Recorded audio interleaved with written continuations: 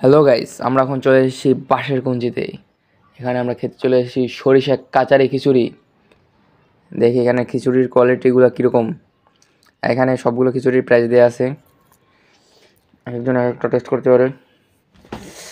সরিষা খিচুড়ি হচ্ছে মাত্র 80 টাকা, আপনারা টেস্ট করে দেখতে পারেন। এই আমরা ওয়েট করতেছি, কিছুক্ষণের মধ্যেই খিচুড়ি চলে আসবে। ওই যে খিচুড়ি প্রস্তুতকরণ চলছে। এই যে আমাদের সামনে চলে এলো সেই কাঙ্ক্ষিত খিচুড়ি। এখানে রয়েছে